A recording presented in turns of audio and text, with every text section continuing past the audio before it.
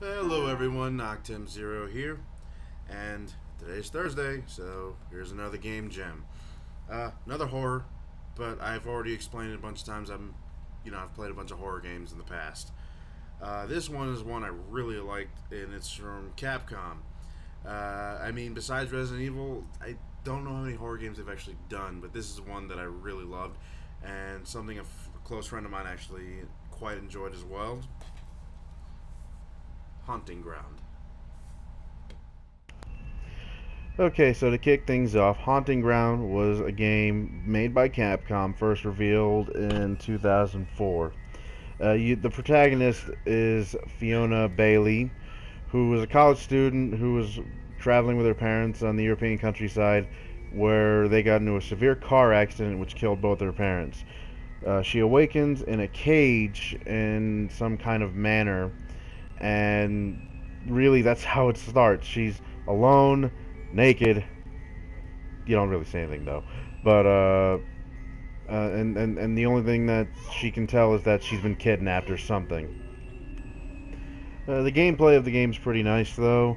I wouldn't essentially say that Fiona can fight in this game, but she does end up getting these. I wouldn't call them crafting tables, but you can actually craft certain weapons and items that'll help you manage your way through the castle. Some of these orbs allow you to hurt the enemies that you're fighting, but they really don't kill anything. They just more for stunning or something. Your real weapon is your dog companion, Huey, that you cap at a bond at the very beginning of the game. And Huey is a great asset. And one of the best gameplay elements of this game is the fact that you can strategize how you're going to fight these enemies.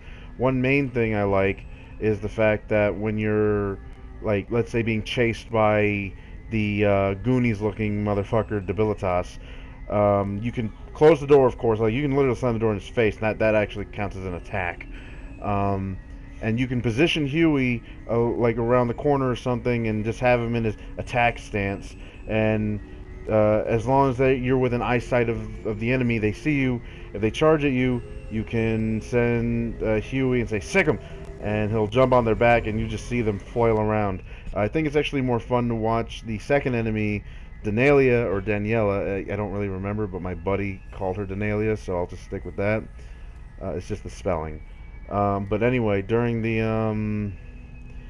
gameplay, it's funny seeing how when she's coming at you and Yui jumps on her back, she's just rolling around the whole room trying to get him off her. It's pretty intense stuff. The only enemy type I think that gave me the worst time was the butler, because he actually had a handgun, which to me that kind of gave the scare factor go down some, but the overall game was pretty sick. I liked that there was a panic system, because to me it predates like other horror games at the time, at least for me, like Amnesia and all that. But I do also want to compare Haunting Ground to another game I liked, Clock Tower.